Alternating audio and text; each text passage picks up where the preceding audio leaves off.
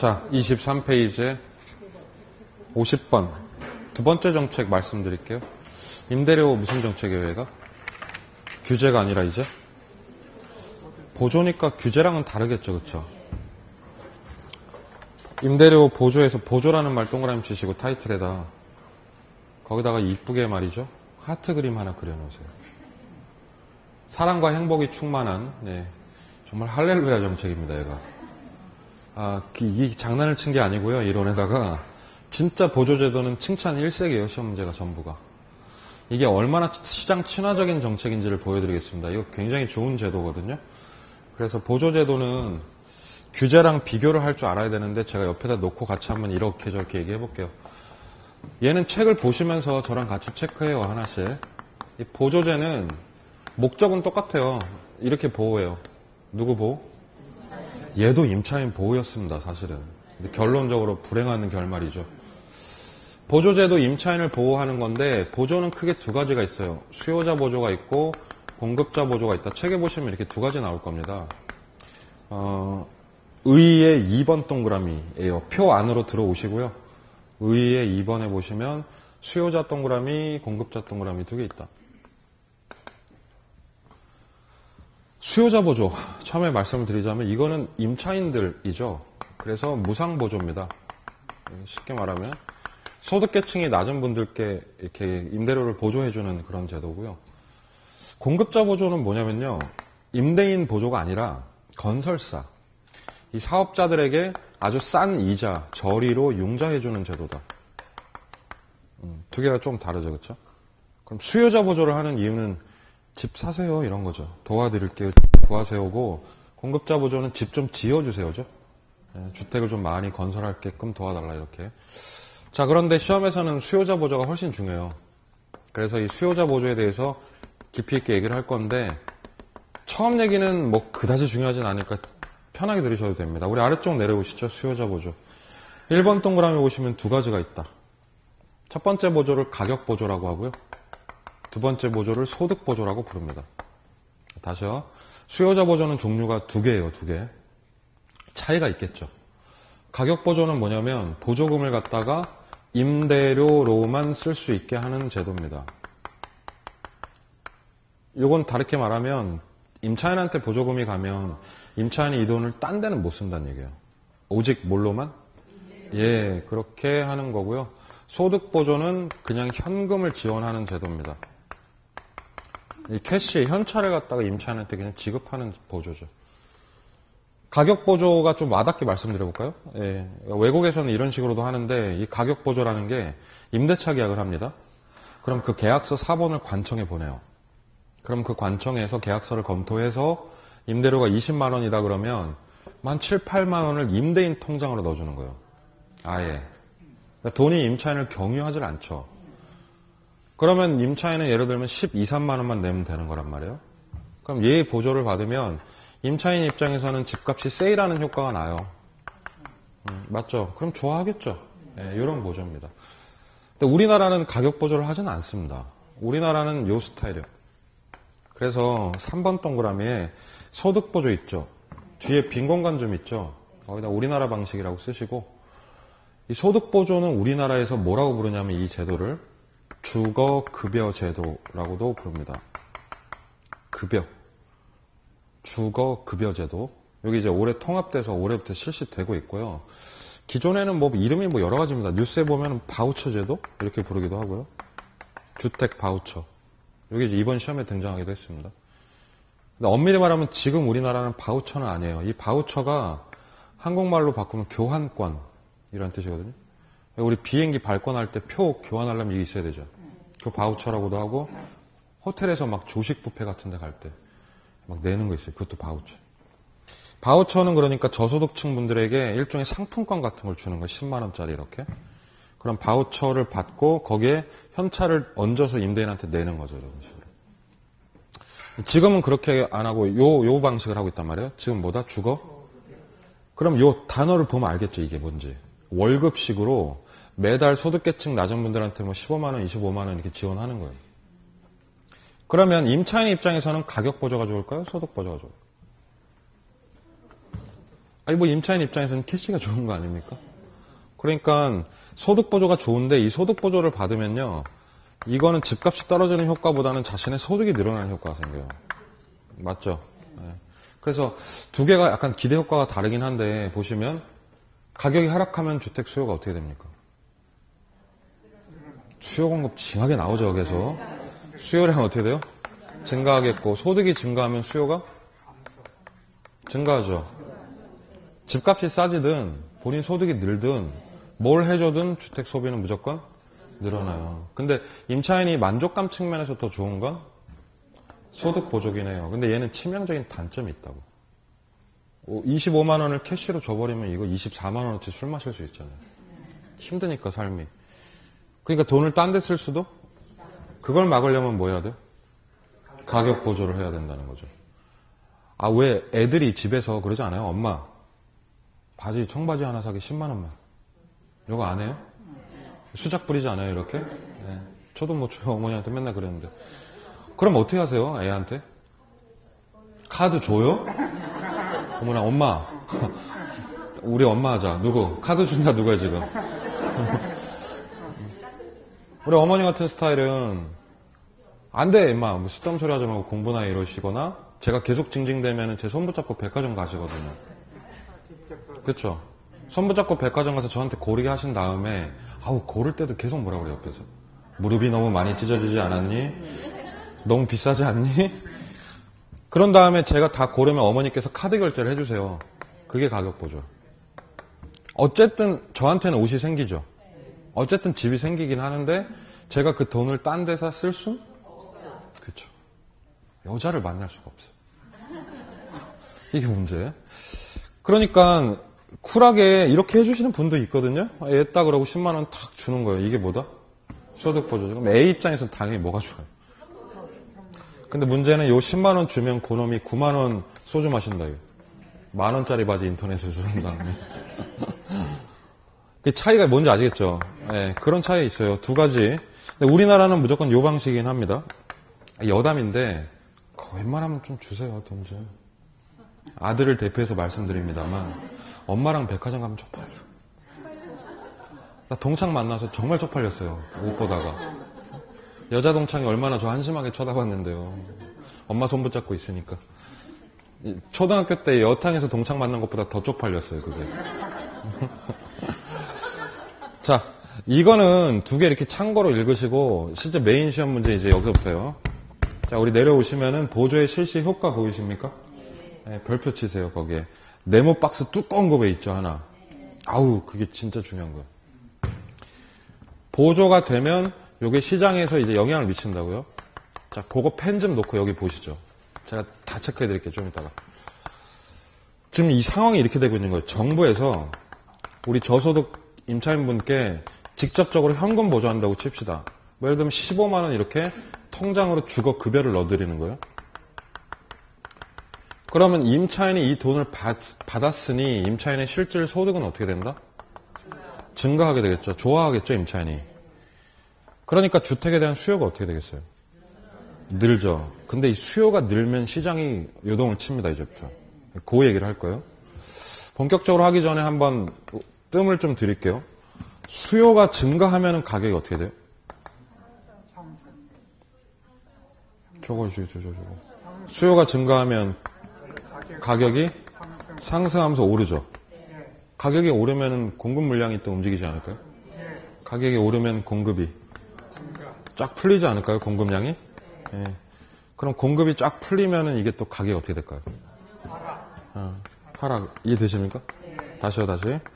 배추에 대한 수요가 늘면 배추값이 오르는데 배추값이 영원히 오르지는 않아요. 배추가 풀리니까. 공급이 쫙 풀리면서 가격이 다시 하락하는 거죠. 자, 이 얘기를 여기다 붙일 거예요, 이제. 자, 보조를 받았으니까 임차인의 소득이 늘어서 단기적으로 보면 임대주택에 대한 수요가 기존보다 어떻게 된다? 증가한다. 동의하시죠? 증가. 그러면 임대주택의 수요가 늘었기 때문에 이게 임대료, 가격을 갖다가 어떻게 하죠? 단기 임대료는 상승한다, 하락한다? 여기 수요 증가 있으니까. 그럼 가격이 올라 마땅하죠. 네. 자, 임대료가 올랐습니다. 그럼 임차인이 좋다, 임대인이 좋다. 그러면 임대인 좋다고 해볼게요, 한번. 임대인이 혜택을 본다, 맞죠? 심지어 임대인은 초과이윤을 봐요, 이게. 그런데 좀 이상하죠? 임대료가 오르면 안 좋잖아요. 자, 다시. 임대료가 왜 올랐어요? 수요는 왜 늘었을까? 여기 있네. 그쵸? 이게 어떻게 된 거냐면, 정부가 임차인 호주머니에 15만 원을 넣어줬더니, 이놈이 주택을 요구한 거예요. 그러니까 이 15만 원이 이 주머니에서 이제 빠져나가는 거예요. 어딜로? 임대인 주머니로. 그래서 임차인의 보조금이 임대인에게 귀속되는 과정이에요, 이게. 그러니까 임대인 혜택 보는 건 나쁜 거 아니에요. 정부 돈이 들어가는데 이러면 임대사업자들이 임대사업을 괜찮다고 생각하거든요. 괜찮네 이거. 그러면 물량이 들어오지 않겠습니까? 자, 장기적으로 보면 가격이 올랐으니까 이제 공급이 어때요? 오케이, 임대사업 하자 이렇게 되는 거죠. 그럼 공급이 쫙 풀리면 다시 가격이. 그럼 임대료가 정상화되지 않을까요? 이 비정상의 정상화가 이루어집니다, 여기서. 그러면 가격은 싸졌고, 집은 어때요? 많아졌고, 그럼 요 혜택은 누가 따먹어요, 이제? 임차인이 혜택 봅니까? 그럼 해피엔딩이죠, 이제. 이렇게 되는 거예요, 이게. 수요가 증가하면서 가격이 올랐고, 가격이 오르니까 공급이 생겼고, 공급이 들어오면서 가격을 안정시켰죠, 다시. 그러면 단기 혜택은 누구다? 그러면 장기 혜택은? 그리고 결론만 놓고 볼게요. 이 결론이 임대료가 어떻게 돼요? 하락하죠. 아까는 결론을 그냥 정부가 내려버렸어요. 그렇죠? 여기도 임대료 내리는 거였잖아요. 그러니까 내려놓으니까 수요 공급이 난리가 났죠, 아주 그냥. 근데 오른쪽에 다시 이쪽으로 보조제도는 얘를 내리기 위해서 멀거먼 길을 돌아왔습니다, 지금. 처음에 보조금을 통해서 누구를 자극한 거예요? 수요에 군부를 띄운 거예요. 그래서 수요를 자극하니까 가격이 어떻게 돼요? 올라가. 올라가는 게 뭐야? 이게 공급자들한테 들어와. 이렇게 얘기하는 거예요. 들어와. 그러니까 들어왔죠? 들어와서 쫙 만들어주니까 가격이 알아서 싹 떨어지잖아요, 이렇게. 그러니까 얘는 수요와 공급의 논의 과정을 거쳐서 내려가는 거예요. 그럼 이게 시장 친화적인 정책이에요. 그래서 부작용이 상당히 덜하다고 보는 거죠, 이걸. 그래서 요 4단계인데, 요 4단계가 얘를 베이스로 하고 있죠, 지금. 그래서 제 책이 여기서부터 시작을 합니다, 내용이. 그 박스에 수요 증가, 가격 상승에 이은 공급이 증가해서 가격이 다시 원점으로 하락. 요걸 이해한다면 이 이론이 이해가 되는 거예요, 확실하게. 자, 1번 들어갈게요. 보조가 실시되면 임차인의 실질 소득은 증가하고 단기 동그라미. 단기 수요가 어떻게 된다? 증가. 집 내놔, 나 돈이 있어. 이렇게 되는 거죠. 2번. 단기 수요가 증가하므로, 자, 단기 동그라미 다시 치세요. 단기적으로 수요가 증가하므로 뒤에 임대료는 상승 밑줄. 괜찮다니까, 이거. 자, 3번 보세요, 3번. 그러면 단기 동그라미. 단기의 임대료 상승은, 여기 색칠 좀 하나 해놓을까요? 임대인들의 무슨 이윤? 초과 이윤. 이게 뭐냐면요. 임대인한테 밑밥 치는 거예요, 지금. 들어오라고. 맞죠? 그럼 임대인이 물고 들어온다니까요, 여기서. 4번에. 그럼 보조는 장기 동그라미. 장기의 공급을 증가시킨다, 별표. 공급을 증가시킨다, 별표. 와 더불어 임대료가 다시 내려갑니다. 상한제는, 여기 보실래요? 이 규제제도는요, 공급이 어떻게 돼요? 임대사업자 뚜껑, 공급 어떻게 돼요? 줄어요. 얼마나 바보 같은 정책이냐면, 가격을 낮춰놓으니까 그렇지, 먼저. 누가 들어오냐고, 여기. 그러니까 얘는 공급이 어떻게 된다? 감소죠. 이게 부작용의 서막이에요, 여기가. 근데 여기서는 어떻게 했어요, 영리하게, 가격을?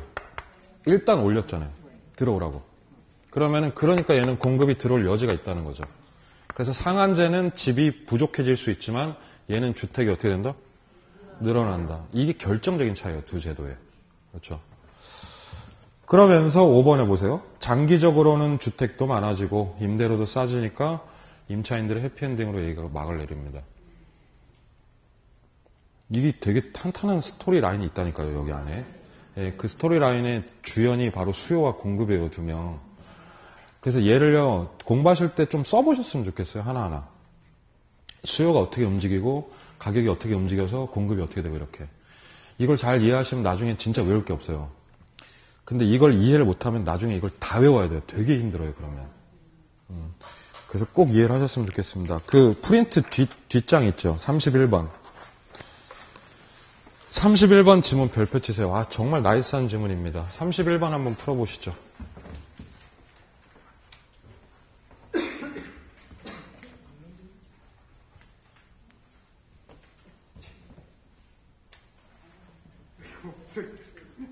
저기 뒤에 있어요. 맨 뒤에. 맨 뒤에. 5예요, X요? 31번? 지금 이 문장 읽으시면서 중요하게 느껴야 되는 게 두 개 있어요. 처음에는 뭐가 중요한 거예요? 제 생각엔 단기가 중요하다고 생각합니다. 첫 번째 줄 끝부분에 단기 있죠? 그 다음에 두 번째 줄에 뭐 있어요? 장기. 단기에 두 가지 일이 있고 장기에 두 가지 일이 있었어요, 시나리오에서. 단기는 수요가 어떻게 됐어요? 증가했죠. 그래서 가격이 상승. 그럼 단기 임대료 상승 맞습니까? 예, 그것 좀 같이 색칠을 하실래요? 단기 임대료 상승 이렇게? 그럼 원인을 찾아줘. 왜 올랐죠? 왜 올랐죠, 임대료? 수요가 증가했기 때문이다. 그렇죠. 그걸 알아야 안 까먹는다니까. 단기에 수요가 늘었기 때문에 임대료는 상승한다가 맞죠. 그러면 장기 다시 색칠해서 임대료 하락이란 말 맞나요? 장기에 왜 임대료가 하락하죠? 그렇죠. 그렇죠. 공급 증가가 숨어 있는 거죠, 안에. 그럼 이건 완벽하게 맞는 문장입니다. 그렇기 때문에 그 문장만 보더라도 단기는 임대인 혜택, 장기는 임차인 혜택이라는 걸 알 수가 있죠. 이게 정확히 토시 그대로 나오는 시험 문제예요. 31번이. 아주 완벽한 이론적으로 그런 내용이죠. 그러니까 4단계 중에서 2단계만 띄어서 물어봤죠. 문제 안에서. 지금 이 시나리오가 본인이 완벽하지가 않아서 조금 헷갈리실 거예요. 풀 때. 근데 이 보조는 단기와 장기 구별해놓고 연습 좀 하십시다. 아시겠죠? 네. 23페이지 들어옵니다. 51번. 그 다음에 무슨 제도예요? 야, 요건 또 얘기가 좀 다른데, 요것도 아주 시나리오가 탄탄해요, 이 제도도. 머릿속으로 이제 그림 그리시면서 공부하시면 됩니다, 얘도. 자, 칠판 한번 보시죠. 되게 쉬워요, 공공임대주택정책. 여기 A지역이 있다고 가정을 하겠습니다. A지역에 지금 임대주택 시장이라고 봐요, 여기가. 현재 아파트가 있긴 한데, 뭐가 있냐면은 민간 건설사가 지은 아파트가 있어요. 민간주택. 이 민간주택을 우리 이론에서 사적주택이라고 부릅니다. 익숙해져야 돼요. 사적주택. 정부가 공급한 거 외에는 다 사적주택이라고 부릅니다. 사적주택 하면 입에 안 붙죠. 그래서 얘를 푸르지오라고 부르겠습니다. 자, 푸르지오 나왔어요. 푸르지오 박살 내는 얘기를 할 거예요, 제가 지금. 푸르지오.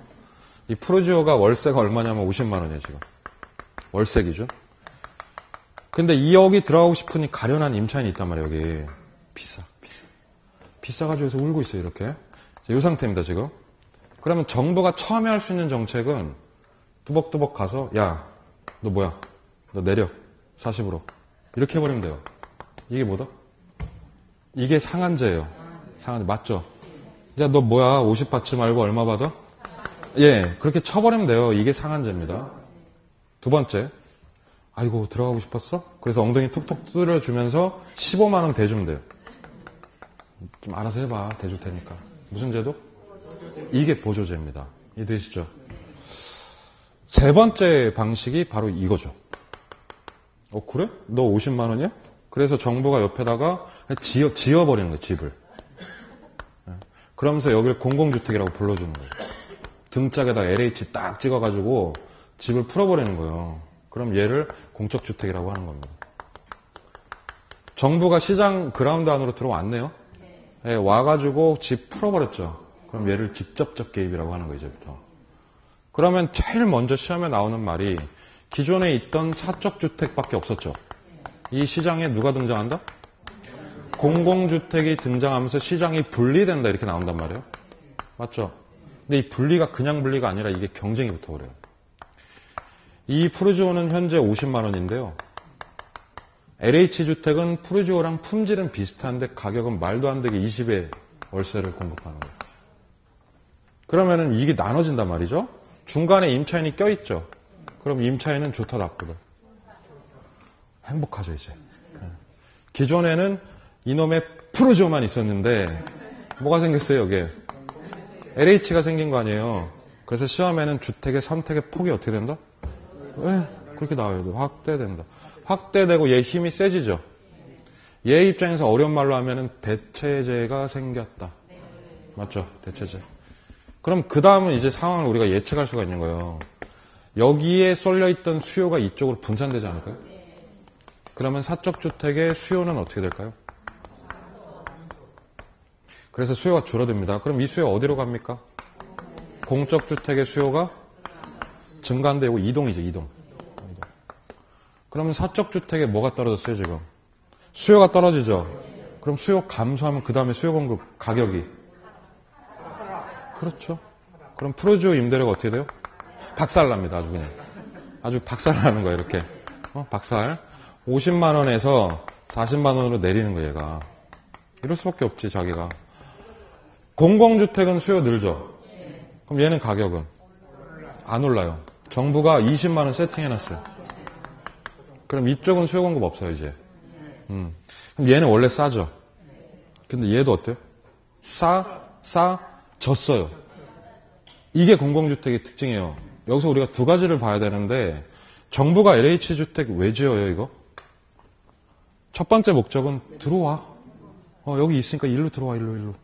그래서 여기에 입주하라는 얘기죠. 그러면 첫 번째 입주자들은 대박이죠. 이게 로또잖아요. 이게 지금 차액이 얼마예요? 50, 20이니까. 자, 그러니까 시험에 나오는 말이 공공주택에 거주하는 임차인들은 사적주택과의 임대료 차액만큼 보조받아요, 이게. 맞죠? 30만 원씩 세이브할 수 있다. 근데 문제는 얘가 TO가 정해져 있어서 비입주자가 더 많을 거 아니에요. 그럼 어디 가야 돼요? 여기 가야 되는데 아이고 얘 덕분에 얘 가격도 떨어졌으면 이건 간접적인 혜택이 있는 거죠. 사실 공공주택은 이게 좋은 거예요. 임차인들 입장에서. 얘는 워낙 싸고 얘도 싸지고 이게 경쟁의 효과 아니겠습니까? 네. 그러니까 여기 못 들어가더라도 가격 하락 효과를 볼 수 있다 없다? 있다. 그렇게 보시면 되는 거죠. 결국엔 입장 바꿔볼까요? 푸르지오 입장에서는 LH주택이 뭐예요? 양아치지. 왜냐면 내가 1,000원짜리 핫도그를 팔고 있었거든. 근데 거기에 정부가 통 큰 핫도그 500원에 파는 거야. 맛도 있네? 그럼 얘 어떻게 해야 돼요? A식으로 가격을. 그렇죠. 알뜰주유소 공급 논리도 이런 거예요. 알뜰주유소를 공급해서 가격에 폭탄을 터뜨려버리는 거예요, 지역에. 그러니까 LH의 역할은 주변 아파트를 다 끌어안고 가격을 확 내려버리는 거예요. 그럼 임대인들이 좋아할 리가 없죠. 그래서 푸르지오 아파트에는 현수막이 걸리죠. 행복주택이 웬 말이냐. 너희들은 행복하냐, 나는 불행하다. 근데 그럴 수밖에 없어요, 논리적으로는. 근데 우리 시험에서는 집주인 입장 내지 않습니다, 문제. 우리 임차인 입장에서만 생각을 하셨을 때 여러모로 주택이 생기고 가격 떨어지니까 굿. 얘가 이론적으로는 제일 좋은 제도예요. 왜냐면 집이 생기거든요, 실제로. 자, 책에 보시면 의 보이시죠? 의의 1번 동그라미. 의의 1번 동그라미. 공공임대주택은 정부가 직접 시정임대로 어떻게 해요? 이하로 주택을 공급하는 정책이다. 맞죠? 2번, 이거 많이 나옵니다, 시험에. 공공임대주택 정책은 끝부분에 어떤 개입이다? 아까 배우셨던 바로 직접적 개입이다. 이해하시면 됩니다, 지금처럼. 아래쪽에 실시 효과 들어갑니다. 기존의 사적주택만 존재하던 시장에서 정부가 시장보다 싸게 공공을 풀었다. 이해되시죠? 그냥 이렇게 해요. 기존에 푸르지오만 있던 월세 시장에 정부가 푸르지오보다 겁내 싸게 LH를 풀었다면 그러면 이해가 되죠. 1번에. 그럼 임대주택 시장이 푸르지오 시장과 어디? LH 시장으로 양분된다. 근데 중요한 건 괄호 안에 있는 경쟁이란 말이에요. 경쟁.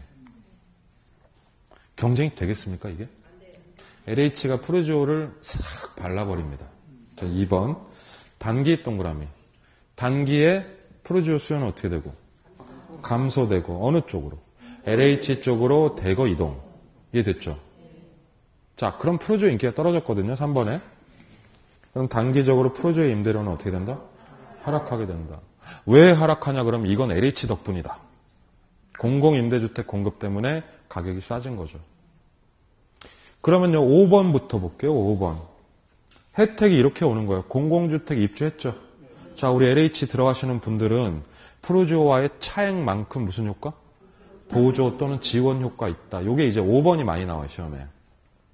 이해되시죠? 그 말은. 이게 1차적인 효과고 2차적인 효과가 4번에 있습니다. 4번. 공공주택의 공급은 LH주택은 주택시장에서 프로주어 가격까지 낮춰버리잖아요. 그럼 시장 전체의 임대료를 어떻게 해요? 그렇죠. 하향 평준화 시켜버리죠. 네. 그러니까 이러한 부수적 효과까지 누릴 수 있다. 이걸 뭘 외워요? 그냥 LH가 들어오면서 시장이 이렇게 돌아가는 걸 이해하면 되잖아요. 전체적으로. 네. 그래서 요걸 머릿속에 기억하면서 이렇게 사례를 보시면 되겠습니다. 그게 이제 임대주택 정책이에요. 24페이지. 52번 넘어오시면 무슨 주택이에요, 이제? 분양주택 정책이죠. 분양주택 정책. 표에 보시면 몇 개 있어요, 세로축으로? 4개 있네. 자, 우리 두 개씩 묶어볼까요? 첫 번째 거, 두 번째 거. 분양가 상한제랑 뭐 있죠? 자유라. 2개 묶으세요. 우리나라 뭐 합니까? 둘 중에. 우리나라 올해부터 자유화 하고 있습니다. 자유화 동그라미.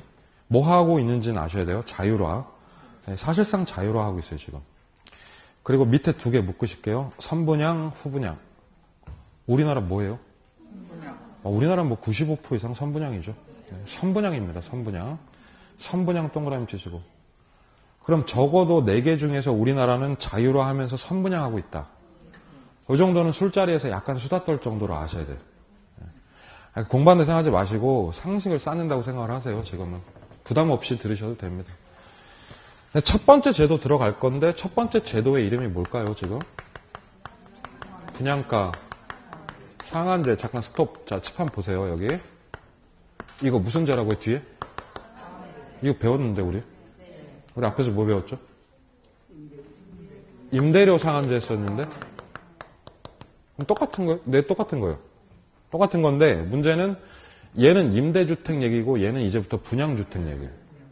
그러니까 이게 타겟층이 틀린 정책인 게 이것은 저소득 임차인분들을 위한 제도고 요거는 이제 중간의 중산층 정도를 위한 정책이에요. 집을 살 능력 있는 유효 수요자들을 대상으로. 그래서 분양권의 가격이 심하게 비싸다.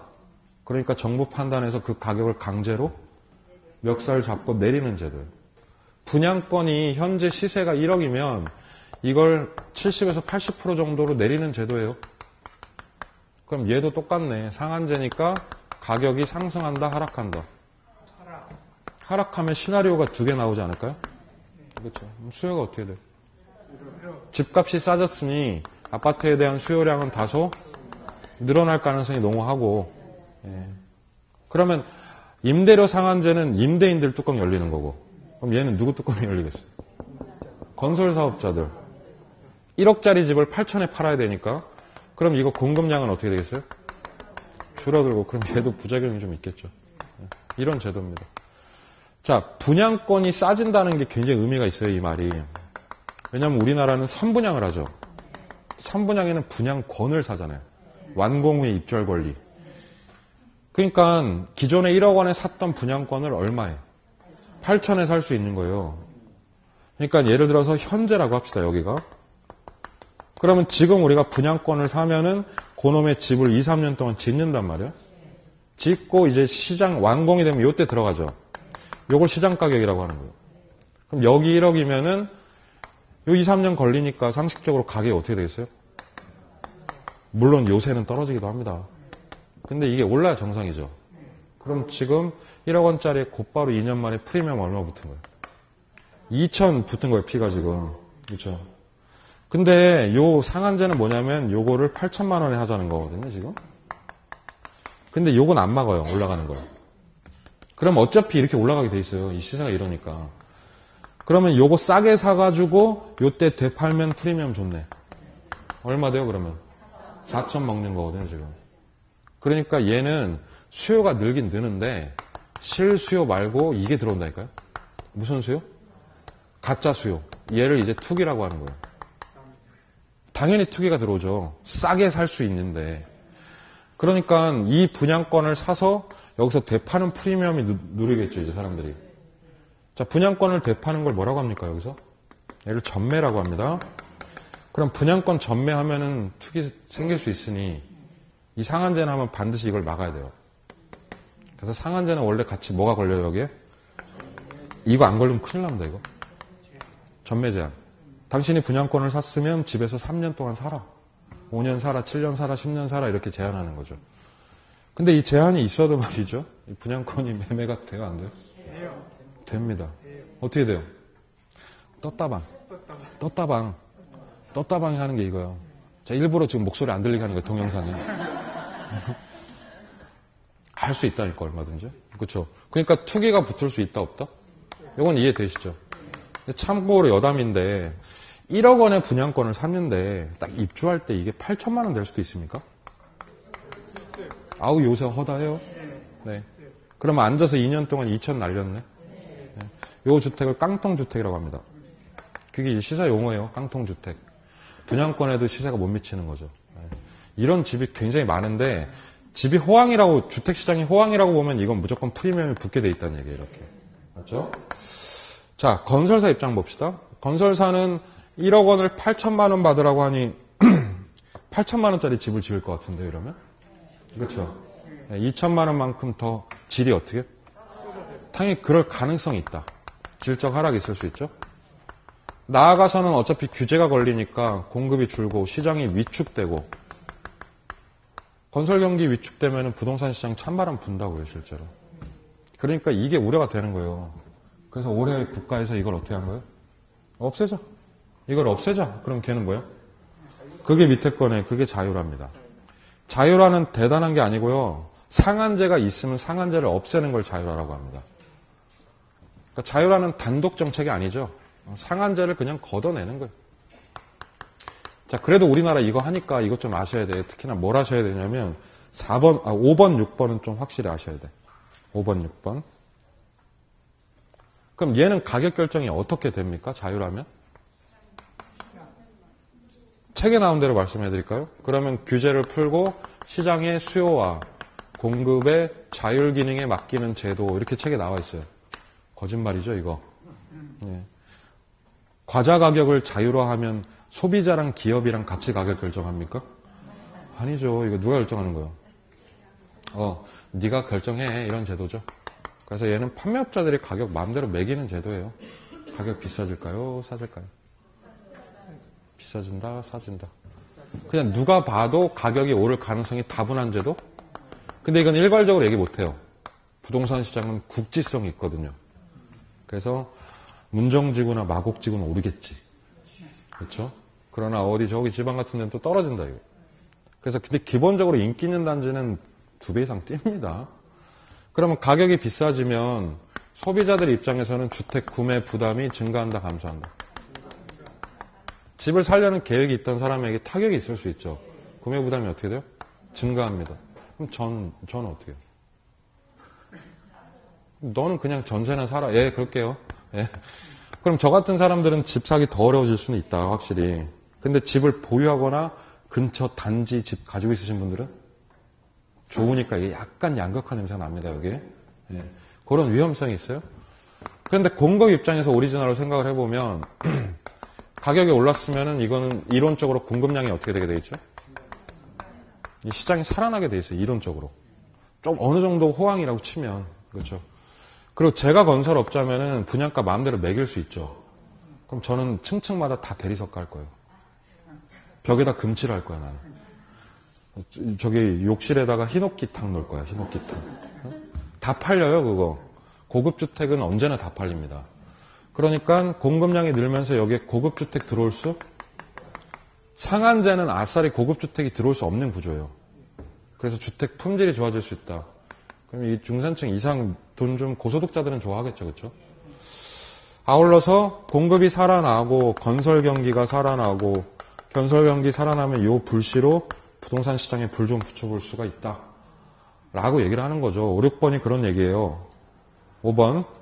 분양사의 수익성이 늘어나고 시장 활성화되고 장기적으로는 공급이 어떻게 해요? 증가할 것으로 기대됩니다라고 국토교통부 장관님께서 TV에서 그러셨어요. 나라님이 하신 말씀은 시험에 나옵니다. 네. 자유라 본인이 좋아하시든 싫어하시든 5, 6번은 동의하셔야 될 것 같습니다. 그냥 이렇게 생각하시면 돼요. 시장을 살리려면 규제하면 안 되죠. 그러니까 상한제 걸어놓으면 시장이 좀 쫄 수 있다. 위축될 수 있다. 그럼 시장을 좀 살리려면 확실히 풀자. 네. 그 정도로만 정리해놓으면 되지 않을까 싶습니다. 그래서 자유화하고 있고요. 자, 이제 분양 얘기를 좀 할 건데 공사가 3단계로 이루어져요. 그러니까 뭐 처음에 착공이라는 걸 하죠. 공사 착수를 하는데 하고 여기서 공사 하죠. 그 다음에 이걸 이제 완공을 하고 다 만들고 입주가 시작이 되죠. 지금 체계적으로. 선분양, 후분양은 집 언제 팔 건데 문제예요. 그러니까 이때 팔면 선분양이에요. 이때 팔면 네, 쉽죠. 먼저 판다, 나중에 판다. 우리나라 뭐 한다고요? 그럼 우리나라식의 선분양은 뭐 잘 아시다시피 땅을 다져놓고 팝니다. 집을. 그러니까 집 터에는 가볼 수 있지만 아무것도 없죠. 집 거기에. 네, 뭐 그 철근이나 좀 올라가 있나? 그 집을 못 보니까 뭘 보죠? 모델하우스를 보지 않나요? 예, 우리나라에 모델하우스가 있다는 건 아주 강력한 선분양의 증거다, 이게. 집을 못 보니까 이렇게 하는 거죠. 근데 이거 좀 이상하지 않으세요? 아니, 10,000원짜리 옷을, 청바지를 사더라도 몇 번을 입어보시잖아. 자동차도 몇 번을 타보고 3,000만 원짜리 사는데, 근데 3억짜리 집을 사는데 만져보지도, 보지도, 듣고 느끼지도 못하고 사는 게 이상하잖아요. 이게 부르셔보고 집 사는 거랑 뭐가 다르냐고. 그래서 이거 어떻게 생각하면 되게 골 때리는 분양제도예요, 이게. 근데 우리나라가 이걸 고수하고 있죠. 그 이유가 있습니다, 이제부터. 보시면 신규 아파트 기준으로 아파트를 살려면요. 처음에 청약 신청해야 되죠? 네. 일반적 프로세스가. 그럼 청약 종합저축이 있어야 됩니다. 청약 통장이 있으셔야 되고 당첨이 되면 여기서 뭘 내죠, 우리가? 계약금, 그렇지? 5% 10% 걸고. 그리고 공사 중간 뭐 냅니까? 네. 이게 바로 그 중도금 아닙니까? 네. 중도금을 낸다고 하더라고요. 네. 아, 죄송합니다. 제가 집을 못 사봐서 아직. 책에서 배웠어요. 제가 선분양을. 중도금 내고 요거 뭐네요? 잔금 치료. 아우, 잔금 치르고 싶다 나도. 잔금 치르죠, 이렇게. 그리고 들어간단 말이에요. 그러면은 요 전 과정을 한마디로 말할 수 있는 게 주택 구입 부담이 이제 분할 납부가 이루어진다. 이해되셨죠? 그런데 중도금을 낸다는 게 진짜 중요한 말이에요, 이게. 이 중도금을 내는 거를 갖다가, 아, 분할이구나, 이렇게만 생각하시면 안 될 게, 이 돈이 다 어디로 가요? 이렇게 되는 거죠. 여기가 포인트. 그럼 선분양은 결국 내가 들어갈 집을 짓는데 그 돈을 계속 내가 대주는 거야. 여러분들이 인부 고용하셔서 집 짓는 거랑 똑같아요. 계속 줄 테니까 이걸로 지어, 이렇게. 그러면 건설사 입장 생각해 봅시다. 자금 조달하기 쉽다, 어렵다? 어우, 나이스하죠. 그래서 선분양의 핵심은 공사자금 조달이 굉장히 쉽다는 거예요. 그럼 당연히 주택 공급이 증가 감소. 그래서 얘를 공급자 분양이라고 해요, 선분양을. 그러니까 우리나라의 쌍팔년도부터 집이 부족한 시대에서 주택을 원활하게 짓게 하기 위해서 도입한 게 이겁니다. 그걸 아직까지 유지하고 있는 거죠. 그런데 건설사들은 싫어할 이유가 없죠, 이제? 근데 이거는 소비자들한테 되게 치명적인 문제가 많아요. 첫 번째 문제, 심각한 문제인데, 내가 벽산 아파트 들어가려고 계약을 해요. 근데 중간에 벽산 건설이 부도가 나버려요. 많잖아요, 요새. 네, 경남 기업도 그렇고. 그러면은 이거 어떻게 계약하면? 진짜 이러면. 그럼 쫓겨나요, 길바닥으로? 아, 이러면 너무 위험하지 않아요, 이 제도가? 쫓겨나지 않습니다. 바로 쫓겨나는 게 아니고요. 그래서 법적으로 주택법에 나오는데 선분양 사업자들이 반드시 보증보험에 가입하게끔 하고 있어요. 이러한 상황을 막기 위해서. 안전한 입주와 분양을 위해서 마치 운전자들이 운전자 보험 가입이 의무잖아요. 그런 것처럼 이 보증보험에 가입을 합니다. 얘를 주택 도시 보증공사라는 데서 이걸 보험을 취급을 해요. 옛날에는 얘가 대한주택 보증이었는데 여기 바뀌었어요, 올해. 박지성이 광고하고 있어요, 지금. 여기에 보증보험에 가입을 해야 된다. 그러니까 결국엔 이게 무슨 뜻이냐면 이 건설사가 부도가 나서 위기에 처하면 국가가 개입하겠다는 뜻이에요, 이게. 그래서 이 분양자들의 계약금, 중도금을 보증하는 역할을 하는 거예요, 여기서. 뭔지 아시겠죠? 네. 이러한 최소한의 안전장치 없이는 이거 못하죠, 선분양. 근데 내가 계약금 돌려받고 중도금 3회분 돌려받았다고 한들 기분은 나쁘잖아요. 내 집 산 건데. 그리고 나의 계획에 문제가 생기고. 그러니까 이런 경우는 소비자 위험이 어떻다? 굉장히 큰 거예요. 건설사가 위험을 우리한테 다 떠넘겨 버리는 거라고요. 이게 하나가 있고, 또 하나, 이것도 골 때리는 문제인데, 나쁜 모델하우스 있습니까? 모델하우스 보고 어머 디자인이 이렇게 구려 이러십니까? 모델하우스는 뭐다? 궁전이야. 근데 이 집이 개집이 될 수가 있어. 네. 아니 그러니까 정말 좋았는데 이 경험해 보셨잖아요. 마감재가 틀려지거나 발코니 틀려지고 화장실 부엌 이게 이런 일이 발생할 수밖에 없는 게 계약을 미리 해놓고 공사를 시키니까. 그럼 여기 품질 문제 생길 수? 분쟁이 어마어마하죠, 선분양은. 그래서 얘는 품질 문제가 굉장히 심합니다. 그리고 비교 구매할 수도 없어요, 소비자 입장에서. 그럼 소비자의 권익을 찾는 사람들은 이거 하지 말자고 하겠죠. 뭐 하자고 하는 거예요? 자, 후분양이 되잖아요? 그럼 이 단점이 고스란히 장점으로 바뀝니다, 이제. 어떻게 팔아요, 얘는 집을? 저 미국식 후분양은 풀 세팅이에요, 완전히. 완전히 다 해놔요. 빌트인이면 뭐 그런 거 다 넣어놓는 거예요, 무조건, 안에. 그러니까, 요렇게 파니까 그게 후분양인데, 그럼 우리가 집 볼 수 있다, 없다? 집을 보고 느끼고 만지고 뷰를 보고 주변을 보고 사요. 얼마나 품질 신경 쓰겠습니까? 그럼 품질이 좋아지는 거죠. 만약에 중간에 건설사 부도나면 나랑 상관이 있나요, 이게? 그럼 너희들이 알아서 해. 그럼 내 이런 위험 부담이 어떻게 되죠? 줄어드는 거예요. 그럼 후분양이 좋은 거예요, 나쁜 거예요? 근데 그렇게 말을 할 수가 없었다. 문제가 많아, 이것도. 어떤 문제 있을까요, 후분양이? 그럼 얘 입장에 생각하면 이게 환장하는 정책이에요, 이게. 건설사들이 돈을 어떻게 해야 되죠? 셀프 조달을 해야 됩니다. 그러면은 롯데건설, SK건설은 잘하겠는데 그 밑에 애들은 어떻게 해요? 이 건설금융하는 게 굉장히 어렵거든요. 나중에 이 프로젝트 파이낸싱이라는 걸 배우실 텐데 건설금융이 안 돼서 지금 보고서에 보면 우리나라 건설사의 80%는 부도다 이렇게 나와요. 그렇게 돼버리면은 후분양을 했을 때 결국 대기업 독과점이 날 수 있다, 시장이. 그럼 아파트의 숫자가 줄죠, 그렇죠? 그럼 당연히 가격이 누가 봐도 후분양은 가격이 오를 수밖에 없는 구조예요. 또 건설사가 직접 국민은행에서 돈 쓰면 이자 낼 거 아니에요. 그럼 이자 분양가로 온다, 이거. 지금 자율하죠. 그러면 당연히 가격이 더 집도 부족해질 수 있고 집값도 높아질 수 있다. 자, 그러니까 이게 일장일단이 굉장히 강합니다. 품질에 대한 얘기만 하자면 뭐가 좋다? 후분양이 굉장히 권익보호가 되는 소비자 분양이죠. 그러나 보수적으로 건설사 유지시키면서 주택수 유지하려면 선분양이 좋다. 아시겠죠? 이 둘이 계속 대립하고 있어요, 지금도. 하나씩만 체크할까요? 선분양의 3번 동그라미. 선분양의 3번 동그라미 끝부분에 선분양은 자금 조달이 쉽다. 그러나 4번에 우리 입장에서 선분양은 비교 구매가 안 되죠. 끼케아 모델하우스죠, 그렇죠? 후분양 갑니다. 후분양 3번. 후분양은 자금 조달이 어떻다? 어려워요. 조달 어렵습니다. 그리고 소비자 입장에서는 비교 구매가 어때요? 가능한 특징이 있죠, 그렇죠? 그렇게 정책론 정리를 하시면 되겠습니다.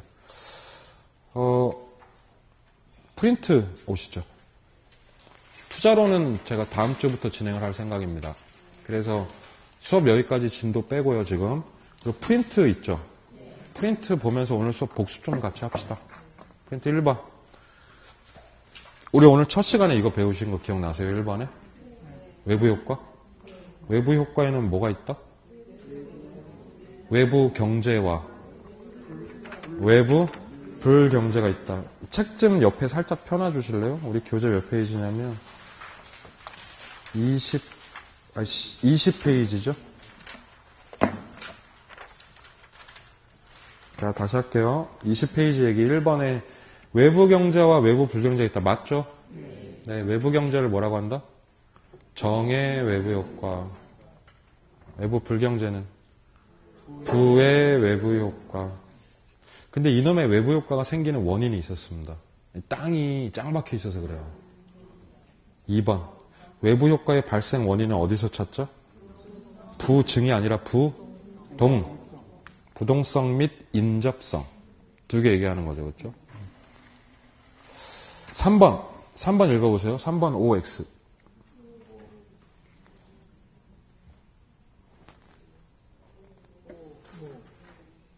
그럼 제 질문 한번 대답해 보세요. 외부 효과는 거래 당사자 간에 일어난다? 아니면 제3자와의 관계에서 일어난다?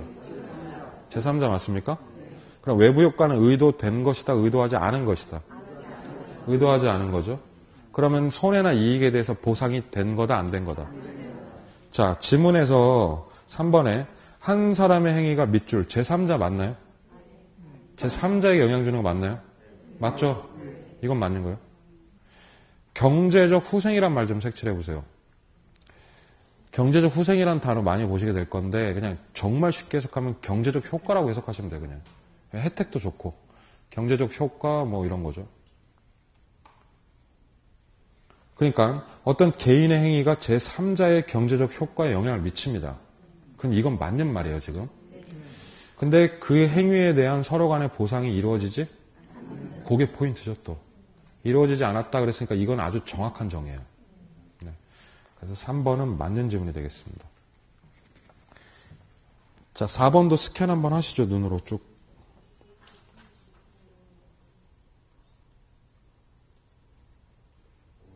자, 타인, 제3자, 맞죠?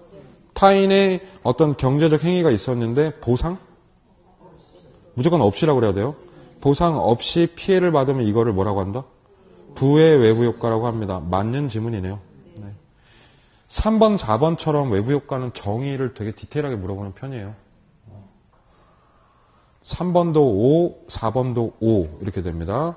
자, 5, 6번은 웃으면서 풀자고요. 5번. 인근 지역에 대규모 뭐 들어왔어요? 생태공원 들어왔죠? 플러스 마이너스? 플러스 효과 생긴다. 맞죠? 네, 5고요. 6번에 매연을 배출하는 공장에 대한 규제가 전혀 없대. 그럼 지역 주민들 난리 나죠? 부의 외부 효과가 발생하게 된다. 맞죠? 5. 쉽다, 5, 6번은. 그리고 아까 수업 시간에 강조했던 7번, 8번. 정의 외부 효과가 시장을 실패시키는 이유는? 예, 그거 좀 연습하세요. 과소생산. 네, 모질라서, 이렇게. 그 8번에서 부의 외부 효과가 시장을 실패시키는 이유는? 과대생산. 나쁜 건 또 너무 많아. 이렇게요. 좋은 거는 모질라고 나쁜 거는 많아서 요거에 대한 대답이 확실하셔야 될 것 같아요. 두 개가. 9번 상식적이에요. 문장이 9번 부의 외부 효과가 발생하는 경우에 정부가 막아야죠. 그래서 세금 부과나 규제를 통하면 이 비효율성을 감소시킬 수 있다. 맞죠? 네, 이런 건 뭐 그냥 이해하시면 되고 10번 한번 스캔합니다. 눈으로 10번.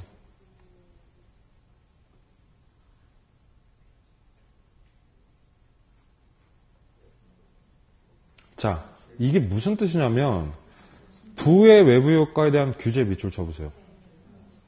규제라는 말 동그라미 치세요. 여기서 말하는 규제는요, 결국 제거하겠다는 뜻이에요, 이거를. 나쁜 거를 걷어내줄게, 이런 얘기예요.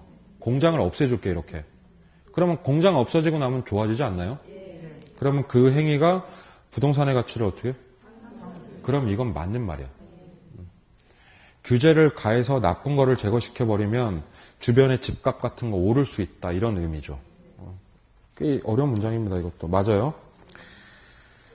11번. 주택시장에서 단기적으로 밑줄 치세요.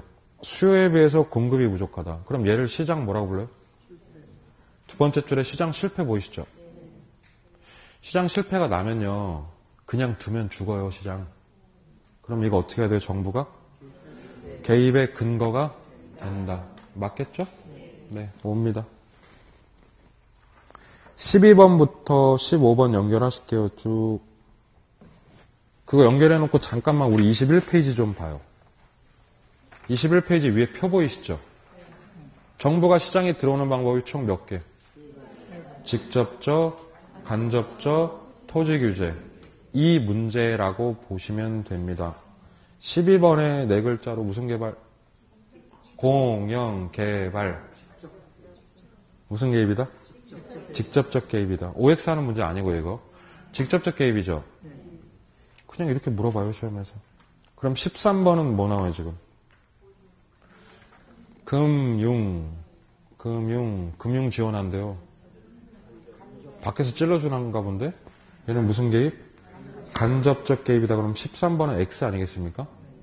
금융은 간접이다. 14번에 무슨 주택? 보금자리 주택은 이거 정부 주택 아닌가요? 정부가 집 풀어내는 무슨 개입? 직접적 개입이다. 그럼 14번은 또 X네요. 아니, 그냥 뭐가 나오는지 아시겠죠, 시험에. 뭐는 뭐냐, 이거요. 토지은행은 뭐냐, 공영개발은 뭐냐, 금융은 뭐냐, 행복주택은 뭐냐, 이런 거예요, 시험 문제가. 그래서 12번부터 14번이 그 종류가 나왔고, 15번은 규제에 대한 정의입니다. 토지 이용을 사회적으로 바람직한 방향으로 유도하기 위해서 토지 이용 행위를 강하게 어떻게 한다? 제한하는 방법이다. 맞죠? 네. 16번. 맞는 문장입니다. 쭉 읽어볼게요. 지역지구제는 토지이용계획상에서 토지 기능을 계획에 부합되는 방향으로 잘 유도하기 위해서 마련한 법적, 행정적 장치다. 규제란 뜻이죠. 네, 맞는 표현입니다. 17번 문장 쭉 읽어보세요. 속으로.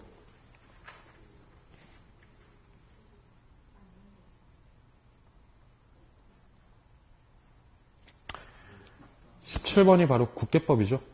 네, 이거 공법 시간에 이거 보셨을 거예요. 이 조문. 이게 국계법 조문 그대로 써져 있는 거예요, 지금. 용도 지역은 토지를 경제적 효율적으로 이용하고 공공복리를 증진시키기 위해서 중요한 거 어디요? 서로. 그건 색칠이지. 중복되지 아니하게 도시군 관리계획으로 결정하는 적이다. 맞죠? 네. 뭐 있죠? 용도 지역에 4개? 도, 관, 농, 자. 도시지역에 주상공록 있었고, 그쵸? 18번에 우리 아까 했지만 지역은 중복이 안 되더라도 지역과 지구는 중첩할 수? 그래서 이게 X였죠, 아까. 19번에는 무슨 제도인가요? 토지? 비축이면 토지은행인데 이거. 토지은행은 정부 등이 미개발 토지를 직접 매입, 그 다음에 보유, 그리고 적절한 때에 이를 공급하는 제도다. 맞죠? 시험에 겁내 나왔네, 이것도. 맞아요. 누가 하는 제도예요? 19번 제도는. 어디서 실시합니까? 네, 한국말로 뭐라고 부르죠? 토지, 주택, 공사. 근데 토공이나 주공이라고 그러시면 안 돼, 이제. 옛날에는 토공, 주공이 따로 있었잖아요. 주공 아파트도 있었고. 토공, 주공이 합친 게 토지주택공사입니다. 그래서 주공이라고 그러면 옛날 사람. 네. 요새 사람은 토지주택공사. 네. 아래쪽에 20번. 무슨 개념이죠? 공개념이네요. 공개념은 공익성과 사회성을 강조하죠. 그래서 개인 소유권에 대한 제한할 수 있다. 그렇죠. 그래서 그런 사고라고 볼 수 있다. 맞죠? 네, 동그라미입니다. 21번도 문장 쫙 한번 읽어보시죠.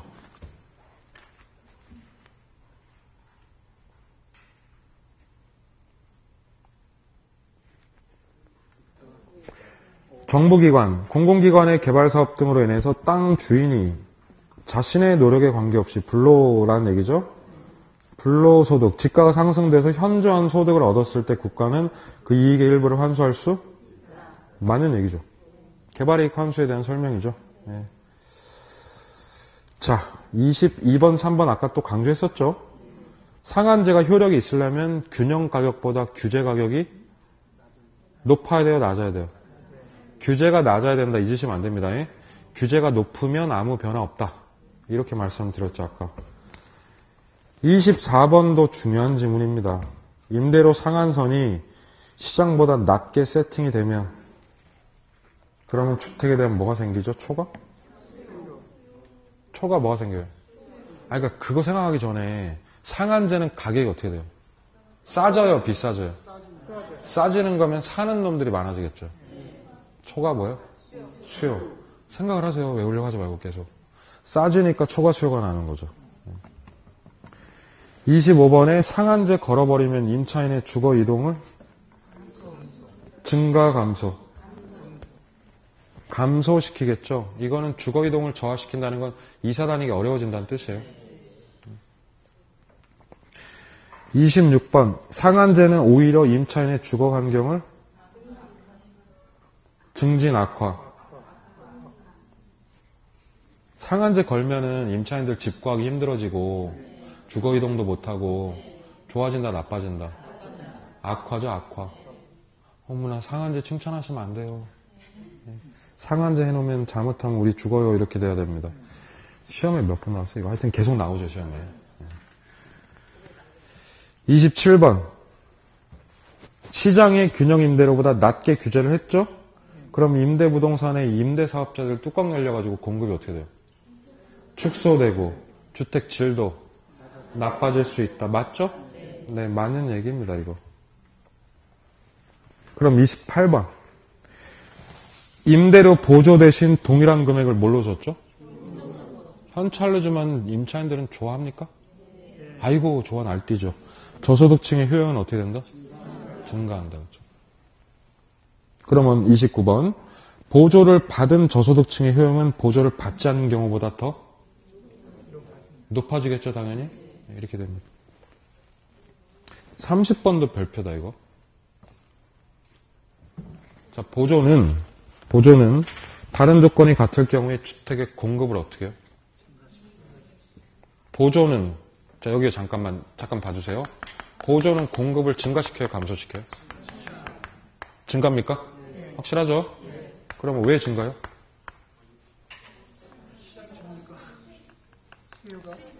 가격이 올라가기 때문에 그렇습니다. 단기 임대료가 뜨기 때문이죠. 즉 단기 수요가 어떻게 돼서 늘고 가격이 올라서 임대인이 혜택을 보기 때문에 공급이 들어온다. 그러면서 가격은 다시 어떻게 돼요? 하락하는 이 4단계죠. 4단계 중에 한 단계를 낸 거예요 지금 시험에. 보조는 공급을 무조건 어떻게? 증가시킵니다. 좀 이해하셨으면 좋겠어요. 계속 흐름을 이해하셨으면 좋겠어요.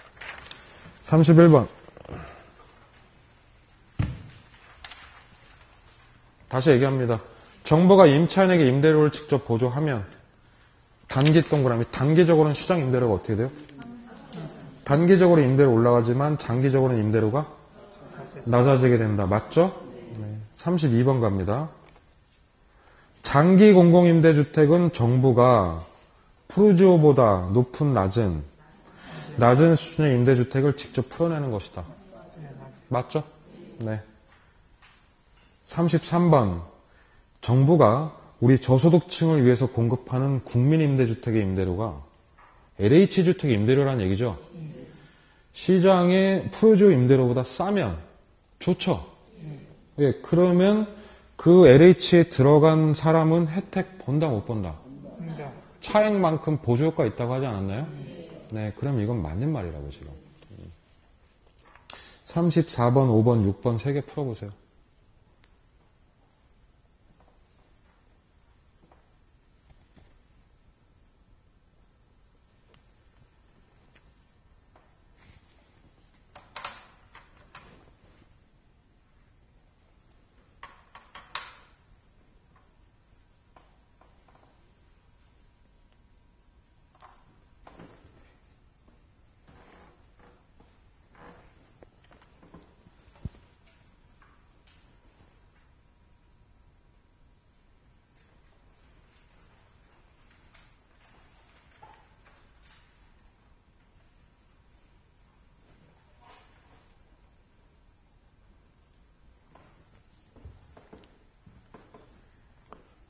자, 보세요.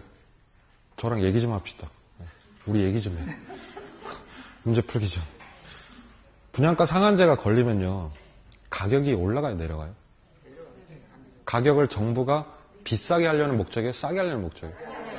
그럼 집 사라고 도와주는 거죠. 이해되시죠? 근데 문제는 이게 좋은 효과를 내지 못하는 게 집이 싸다 보니까 공급이 어떻게 돼요? 들어와요, 못 들어와요? 안 들어오죠. 그럼 공급이 늘어난다, 줄어든다. 그래서 상한제는 늘 주택 부족 문제를 만든다고 했잖아요. 예, 그 얘기가 지금 나오죠, 문제. 자, 들어갑니다. 34번. 34번은 보시면 첫 번째 줄에 힌트가 있어요. 분양가 상한제는 시장가격 지금 어떻게 돼 있어요? 이상 동그라미. 시장가격보다 비싸게 규제합니까? 아, 무슨 소리야. 이게 틀린 거지, 지금. 분양가 상한제는 시장가격 어떻게 해요? 이하, 그렇죠. 이하로 상한 가격을 설정하는 제도다. 그러니까 X입니다, 이거는. 이게 처음에는 잘 안 보여요, 문제 풀 때. 이상이 아니라 이하, 이렇게. 35번은 되게 일반적입니다, 여기가. 왜 이걸 도입했을까? 아, 집 사게 도와주려고. 그러니까 우리 무주택자들의 주택 구입을 편안하게 도와주는 제도다. 맞죠? 취지는 이렇다는 얘기예요. 네, 맞는 얘기입니다. 그럼 아래쪽. 분양가 상한제는 상한선이 시장 가격보다 낮을 경우에, 가격이 낮을 경우에, 그러면 초가? 수요가 유발이 되는 겁니다. 내가 왜 이걸 헷갈릴까? 여기요. 내가 왜 이걸 헷갈릴까? 이게 이것 때문에 그래요. 아, 저는 그렇게 생각합니다. 자, 여기 보세요. 분양가 상한제는, 여기 보세요. 집중, 마지막입니다. 분양가 상한제는 가격 올리는 거, 내리는 거. 오늘 하루 종일 이 얘기 했네요. 내리니까 분양주택의 수요가 집 내놔, 집 내놔, 집 내놔. 근데 가격이 하락하니까 안 팔어. 그러면 내놓으라고 요구하는 사람이 팔려는 사람보다 월등히 많아진다. 초가? 수요입니다. 그래서 지금은 좀 헷갈리실 것 같은데요. 본인이 이 공부를, 수요 공급을 얼마나 하느냐에 따라서 이게 금방 해결이 됩니다. 자, 이거 참 많이 나오지 않나요? 지금 얘기해서? 네, 그래서 이 수요 공급의 요 세 가지 테마가 지금까지를 좌지우지한 거예요, 우리 이론을. 그러고 이제 다음 주부터 할 이론이 투자론인데요. 그 투자론은 수요 공급을 좀 벗어납니다, 이제. 근데 투자론과 금융론이 개론의 심장이에요. 좌심방 투자론, 우심방 금융론. 그리고 이 심장을 펌핑해주는 피가 수요 공급이에요, 사실은. 그래서 개론은 수요 공급, 투자, 금융이 다예요.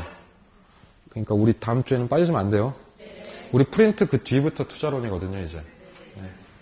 그것도 처음이니까 그냥 우리 투자하는 얘기 재밌게 해드릴게요. 재밌어요, 또 들으면. 상식도 쌓이고. 처음에는 어렵게 안 할 건데 이게 타고난 게 조금 헷갈려서 아마 좀 고생을 하실 것 같습니다. 자, 어쨌든 오늘 여기까지 하고 다음 주에 결석하지 말아주시기 바랍니다. 수고하셨습니다.